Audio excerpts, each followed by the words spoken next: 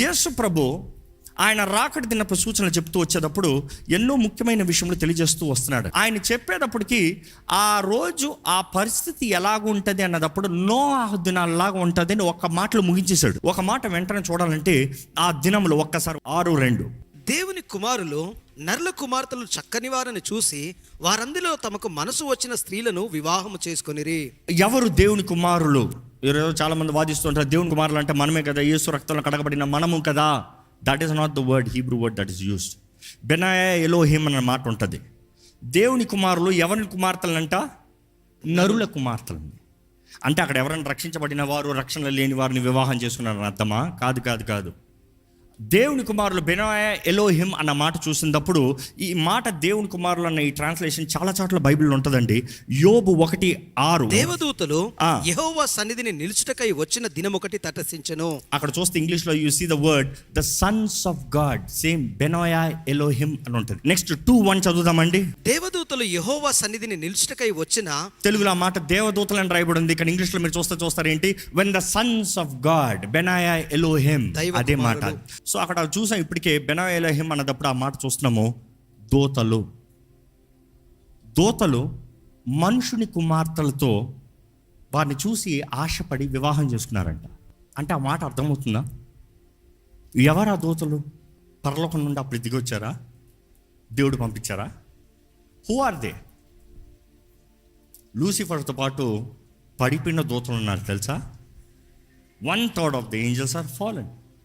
ఆ పడిపోయిన దోతలు ఇంకా their stand was they are created as the angels of God, but not anymore. They have lost it.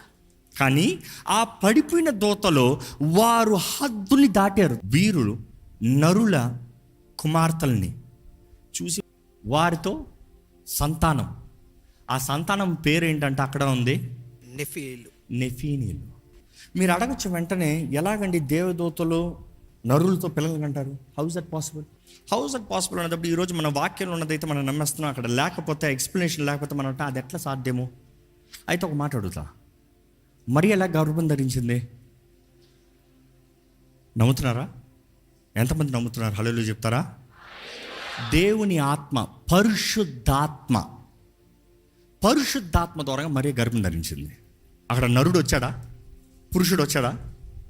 అంటే ఆత్మ దూరంగా కూడా అక్కడ దేవుని ఆత్మ కాదు, ఇక్కడ ఏంటి? దెయ్యములు, పడిపోయిన దెయ్యములు. ఇక మాటలు చెప్పాలంటే దురాత్మలు, ఇక మాట చెప్పాలంటే పడిన దూతలు. వీరికి అంటున్నారంట అబ్నార్మల్ క్రీచర్స్. ఈరోజు తరం ఎలాగ ఉంది చెప్పంటారా? ఎంతమంది ప్రార్థనా భారాలకు వస్తున్నారండి? మీరు అందులో ఉంటే దేవుడు మిమ్మల్ని విడిపించును గాక సంపూర్ణంగా. ఏంటి తెలుసా? ఎంతమంది అంటారు I have sex dreams, I have this sexual spouse అంటారు. దానికి బిబ్లికల్ టర్మ్లో చూడ సెక్షువల్ స్పౌస్. నిద్రపోతా వస్తుందంట స్త్రీ మీదకి. Feel everything you feel, but there is no real women, real man కనబడ్డా అక్కడ. There is a spiritual spouse, దురాత్మ. ఇది నిజమో మీరు చెప్తున్నారు, నేను ఎక్కడో కథలు తేవక్కర్లే. You are telling. ఈరోజు లోకంలో ఎంతో ఉన్నాయి. డాక్టర్స్ దగ్గరికి వెళ్తే చెప్తున్నారు దీని గురించి. People are asking help, what do we say అంటున్నారు. అంటే ఈరోజు కూడా ఈ సెక్షువల్ స్పిరిచువల్ స్పౌస్ అంటాం, ఈ దురాత్మలు ఎంతమందిని పట్టి పీడిస్తుంది. అనేక సార్లు అనేక మందికి ఎలా ప్రారంభమవుతుందంటే వారు ఎక్కడో అపవాదికి తలుపు తెరుస్తున్నారు. పోర్నోగ్రఫీ, కామ సంబంధమైన కార్యాలు, డ్రగ్స్, డ్రంకర్డ్నెస్, ఎక్కడో దురాత్మ శక్తుల ప్రభావం అక్కడ ప్రారంభమవుతుంది. It is taking over them. ఎందుకు ఈ విషయాలు ఇంత పబ్లిక్ అవసరం? ఇది స్టేజ్ మీద చెప్పాలి. అవును అవసరం. ఎంతోమంది బాధించబడుతున్నారు, అది దురాత్మ కూడా తెలియకుండా ఉన్నారు. They think just a wet dream. No. Demon is ruling you. Unclean spirit, అపవిత్రాత్మ నీ మీద అధికారం కలిగి ఉంది. జాగ్రత్త. ఈరోజు అంచదనంలో ఉన్నామనేది సూచన కనబడుతూనే ఉందండి. ఎలాగైతే ఆనాడు మనుషుల్ని కోరుకున్నారో ఈరోజు కూడా అలాగే కోరుకుంటున్నారు దురాత్మలు. అనేకసార్లు చెప్పాలంటే బైబిల్ ఈ మాట చెప్తూనే ఉంటాము. Anything on this earth that has to have a legal right needs a body. ఎప్పుడైతే ఈ మనిషి, ఈ ఆత్మ సపరేట్ అవుతుందో ఈ భూమి పైన లీగల్ రైట్ లేదు. బాడీ ఉన్నంత వరకే లీగల్ రైట్. సో దురాత్మలకి ఏంటి? నీ బాడీ కావాలి. నువ్వు పాపం చేసే ప్రతిసారి you're giving the legal right for the devil. I'm available. నాకు ఇష్టమే నువ్వు రావచ్చు, నాకు ఇష్టమే ఈ పోనోగ్రఫీ చూస్తావు, you can take control over me. నాకు ఇష్టమే ఈ త్రాగుడు, నువ్వు రావచ్చు, నాకు ఇష్టమే. చూసి నోవాహు దినములు అన్నదప్పుడు ఈరోజు కనబడుతూనే ఉందండి. ఈరోజు వివాహ విషయంలో చూడండి, ఎన్ని వివాహాలు. అంటూ అంటే డివోర్స్, అంటూ అంటే రీమ్యారేజ్, అంటూ అంటే అఫేర్స్ ఇన్ మ్యారేజ్. ఈరోజు ట్రెండ్ ఎలా మారింది తెలుసా? గవర్నమెంటే లా పాస్ చేశారు కదా, అంటే ఒక్క వివాహంలో మా భార్యకి కానీ భర్తకు కానీ ఏంటి ఉండొచ్చంట, అఫేర్స్ ఉండొచ్చంట. అది డివోర్స్కి రైట్ రాకూడదంట. అలాంటి టర్మ్స్ ఫామ్ అవుతున్నాయి తెలుసా మీకు? అంటే still the fine, they are fine, it's fine, it is not a sin. World sin కాదంటుంది, వాక్యం ఏమంటుంది? సిన్. వాక్యం మారదు, దేవుని నియమాలు మారవు. యేసు ప్రభువే చెప్పాడు, ఒకడికి ఒకటే భార్య.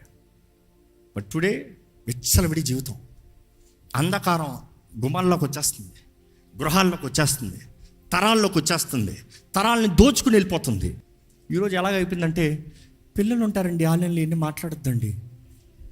బాధకరమైన విషయం చెప్పనా, 3వ తరగతి 4వ తరగతి చదివే పిల్లలు కూడా పోనోగ్రఫీ చూస్తున్నారంట. ఏమంటారు దానికి? నువ్వు అంటున్నావు వాక్యంలో గద్దిస్తూ, పిల్లల ముందు వద్దులేనండి. అందుకని దెయ్యం దోచుకుని పోతున్నాడు వాళ్ళని బంధకాల్లోకి. బాలుడు నడవలసిన త్రోవ వాడికి నేర్పించు, వాడు పెద్దవాడు అయినప్పుడు దాని నుండి తప్పిపోడు. ఈరోజు మనం దేవుని వాక్యం చెప్పాలంటే అయ్యో గద్దింపులు వద్దు, హెచ్చరికలు వద్దు. Live how you want. God is gracious, God is loving, God is forgiving, he will forgive you.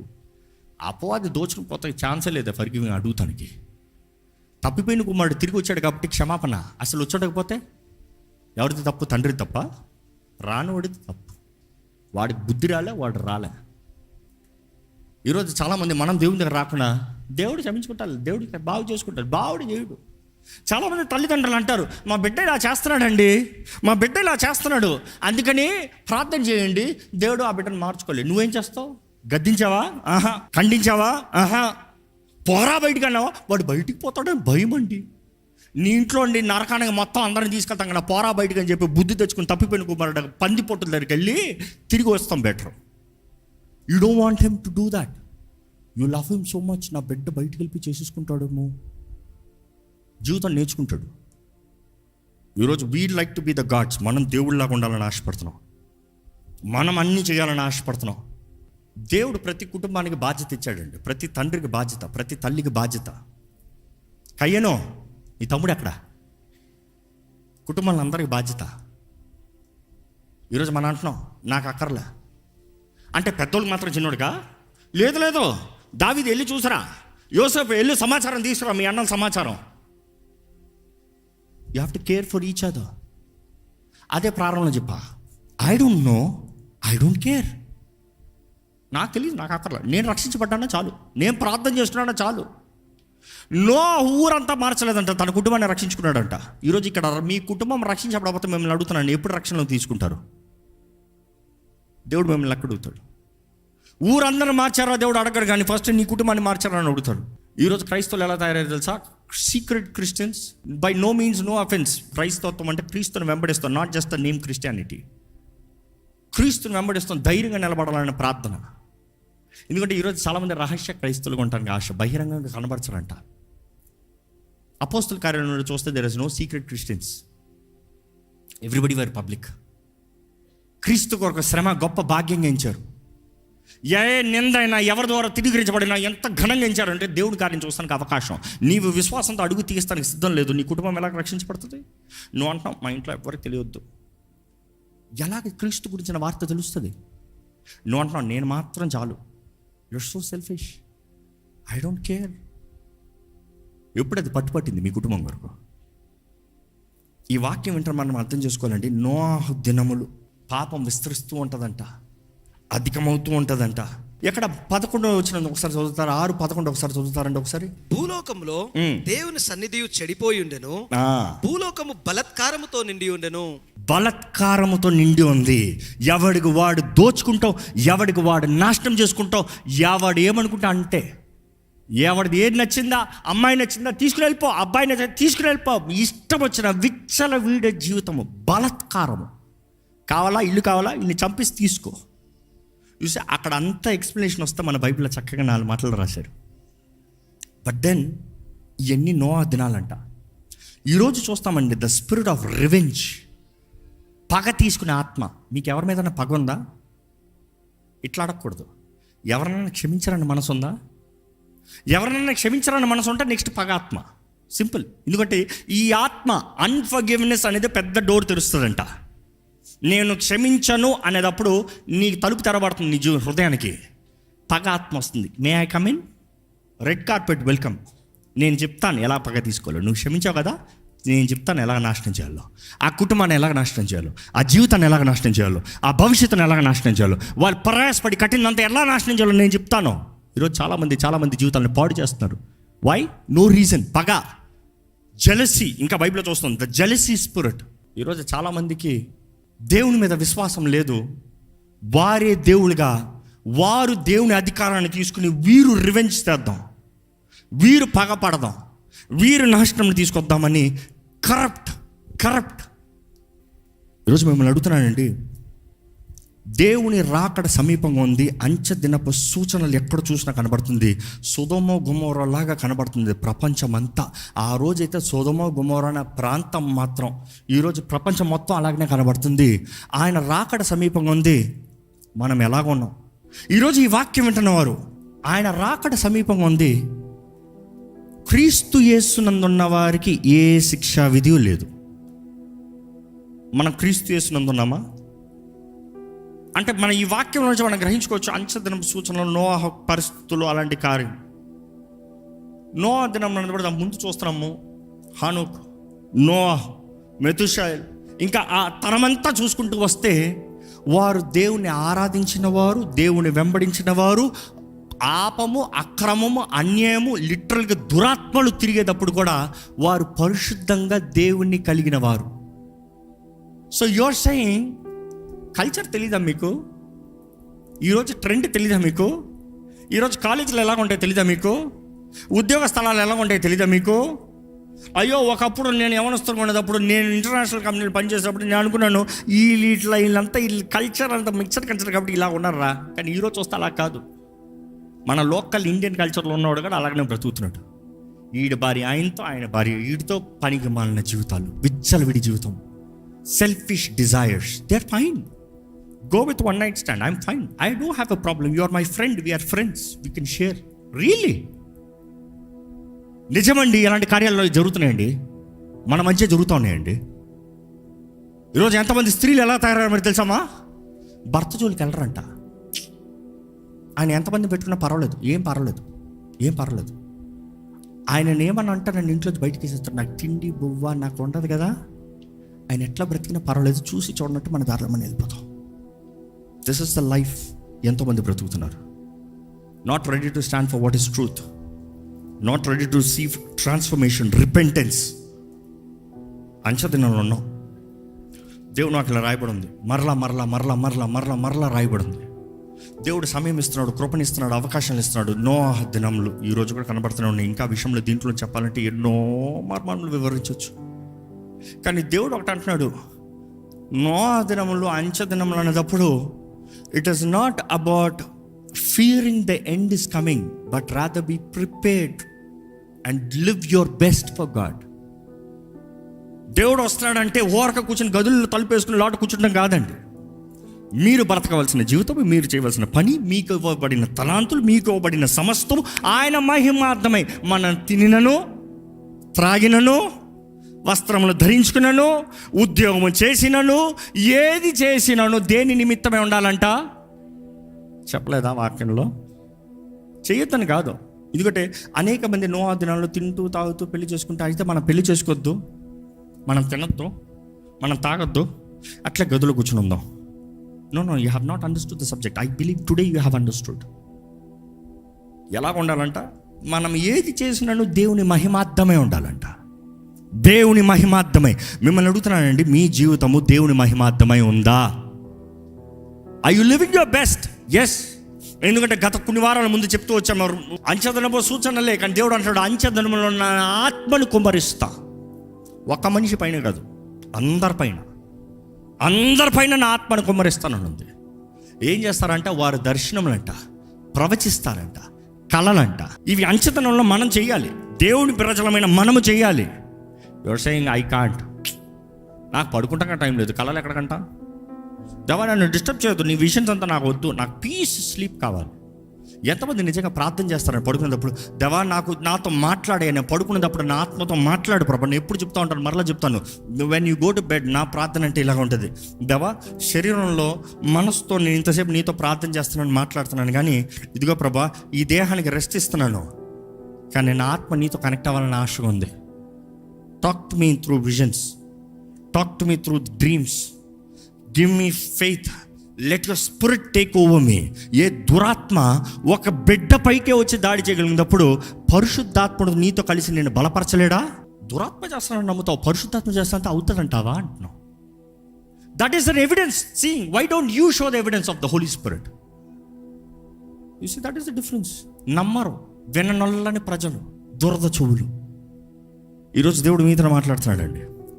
ఆయన ఎప్పుడు వస్తాడో నాకు తెలియదు, నిజంగా నాకు తెలియదు. ఎందుకంటే యేసుప్రభు చెప్పాడు, నాకే తెలియదు అన్నాడు యేసుప్రభు. ఆయనకి తెలియకపోతే మనకి ఎక్కడ, మనం ఎవరు చెప్తానికి? ఈరోజు చాలామంది తారీఖులు చెప్పేస్తున్నారు, సంవత్సరం చెప్పేస్తున్నాడు, ఇదిగో వచ్చేసాడు.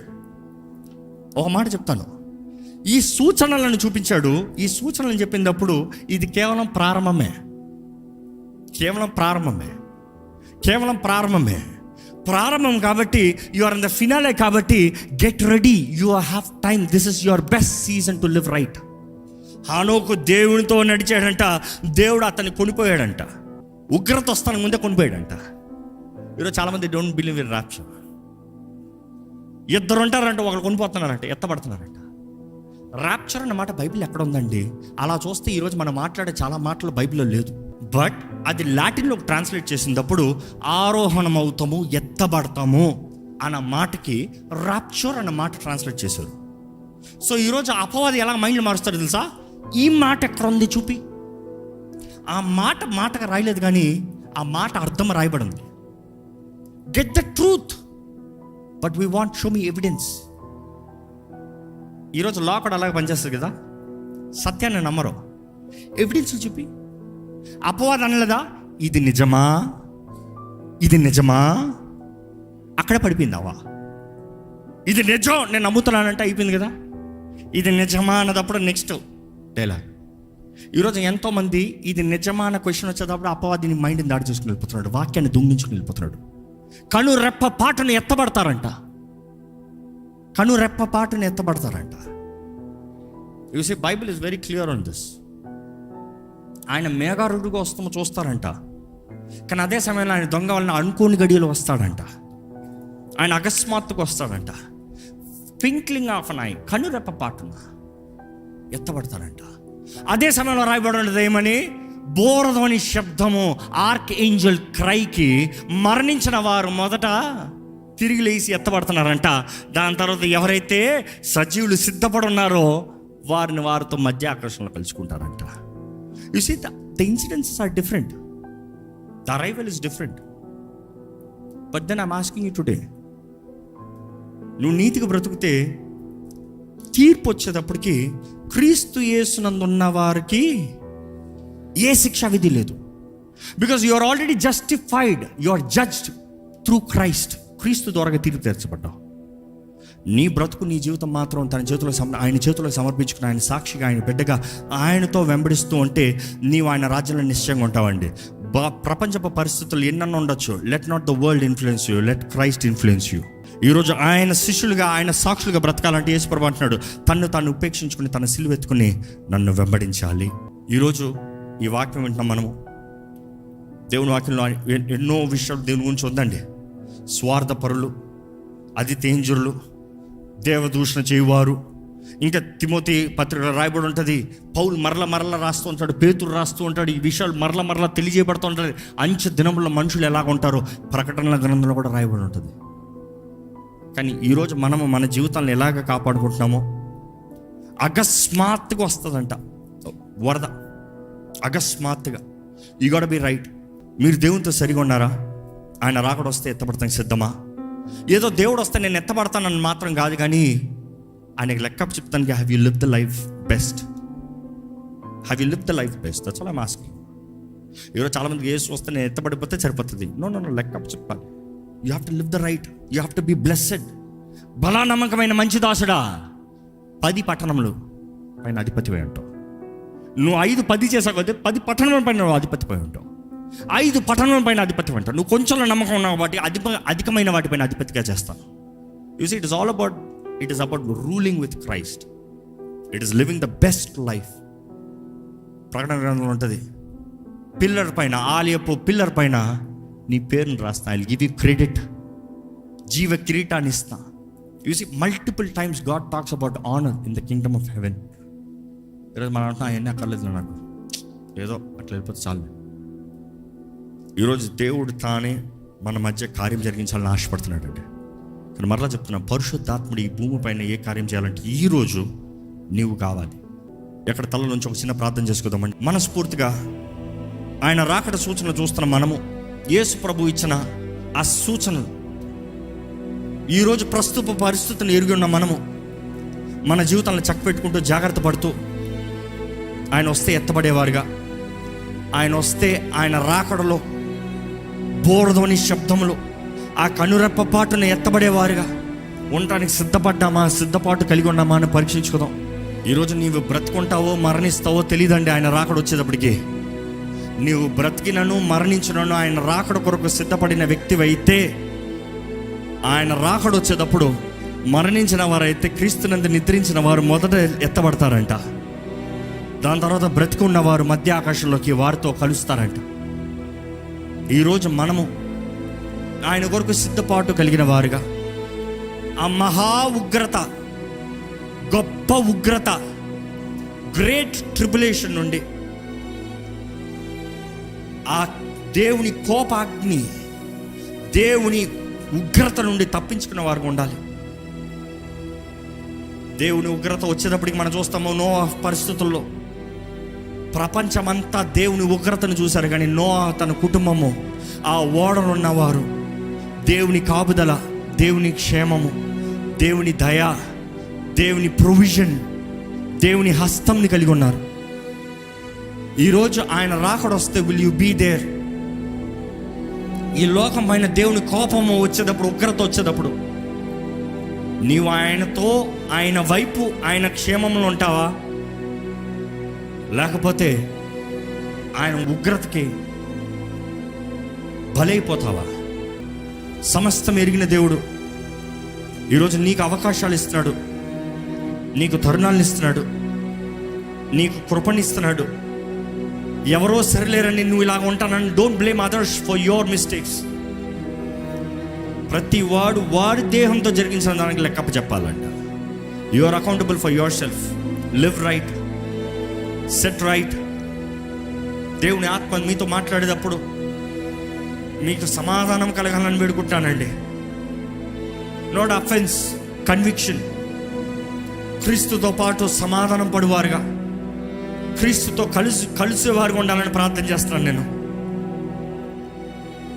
ఎందుకంటే పరిశుద్ధాత్ముడు మన పాపమును మనల్ని ఒప్పింపజేస్తాడంట. మనం ఎప్పుడైతే పాపాలు ఒప్పుకుంటామో మన దేవుడు నీతిమంతుడు, మంచి దేవుడు, నమ్మదగిన దేవుడు, ఒప్పుకున్న ప్రతి పాపాన్ని క్షమించి కొట్టివేస్తాడంట. క్రీస్తు రక్తము మన పైన ఉంటే, మన జీవ గ్రంథంలో మన పేరు రాయబడితే ఆ ఉగ్రత నుండి తప్పించబడతామండి. ఆ రెండవ మరణం నుండి తప్పించబడతామండి. అగ్ని గుండం నుండి తప్పించబడతాము. అడుగుదామా, దేవుణ్ణి అడుగుదామా, దేవా నాకు జ్ఞాన హృదయాన్ని దయచేయ, జ్ఞాన హృదయాన్ని దయచేయ. ఆ కన్యకుల్లో తేడా ఏంటంటే 5గురికి జ్ఞానం ఉంది, బుద్ధి కలిగిన కన్యకులు. The wisdom. ఈరోజు జ్ఞానం లేకపోతే నశించిపోతాం, ఆయన వాక్కు లేకపోతే నశించిపోతాం, ఆయనతో సహవాసం లేకపోతే నశించిపోతాం. ప్రేమ లేకపోతే దేవుడు అంటున్నాడు దీపస్తంభాన్ని తీసివేస్తాను. ఏది మంచి ఏది చెడు ఎరిగిన వారికి ఉండాలి. ఏది దేవుడు ఏది అపవాది ఎరిగిన వారికి ఉండాలి. అపవాది వెలుగు దోష వేషంలో వచ్చేటప్పుడు నీవు ఎరిగి ఉన్నావా? ఏది దేవుని చిత్తము, ఏది దేవుని తలంపు, ఏది దేవుని వాక్కు, ఏది దేవుని వాగ్దానాల్లో ఎరిగి ఉన్నావా? దయచేసి ఒక్కసారి మీ జీవితాన్ని దేవుని చేతులకు సమర్పించుకున్నారా పరీక్షించుకోండి, లేకపోతే సమర్పించుకోండి. ఆల్రెడీ సమర్పించిన వారు దేవునికి దూరంగా పోతున్నారంటే మరలా come back, God is talking to you. దేవా, వెలిగించబడిన జీవితం మాకు దయచేయ, వెలుగు సంబంధులుగా మమ్మల్ని జీవింపజేయ, రక్షించబడిన వారుగా, ఆ రక్షణ మార్గంలో నడుచువారుగా, క్రీస్తు సొత్తుగా, రాజులైన యాజక సమూహంగా, ఆశ్చర్యకరమైన వెలుగులోకి అయ్యా ఏర్పరచబడిన వారిగా, పిలవబడిన వారిగా జీవించే భాగ్యము మాకు దయచేయి. నీ రాకడ సమీపంగా తెలుసుకుంటున్నాం. మా జీవితంలో మేము జీవించవలసింది, నీవు తలంచిన ప్రతి తలంపు మా జీవితంలో తండ్రి, పరమ తండ్రి, నువ్వు కలిగిన ప్రతి చిత్తము నెరవేర్చేవారిగా మమ్మల్ని చేయి ప్రభా, నెరవేర్చేవారిగా మమ్మల్ని చేయి ప్రభా. కృప కనికరం కలిగిన దేవా, ఏ ఒక్కరు నశించడం నీకు ఇష్టం లేదంటున్నావయ్యా. ఈ నరజాతికి మరలా మరలా మరలా మరలా తరుణంలో అవకాశం ఇస్తాం. ఈరోజు మా తరముకైతే, మాకైతే యేసు రక్తాన్ని ఇచ్చావయ్యా, విమోచన నిబంధన రక్తాన్ని మాకు ఇచ్చావయ్యా, నిశ్చయత ఇచ్చావు ప్రభా. నీ రాజ్యంలో నీ సొత్తుగా, నీ వారసులుగా, నీ విడలుగా జీవించే భాగ్యం ఇచ్చావయ్యా. వందనాలు వందనాలు వందనాలు ప్రభు, వందనాలు. ఈరోజు ఈ వాక్యమైన ప్రతి ఒక్కరు గ్రహింపు కలిగిన వారిగా, అజ్ఞానంలో కాకుండా వెలుగు సంబంధులుగా, నీ ఆత్మ స్పర్శ కలిగిన వారుగా,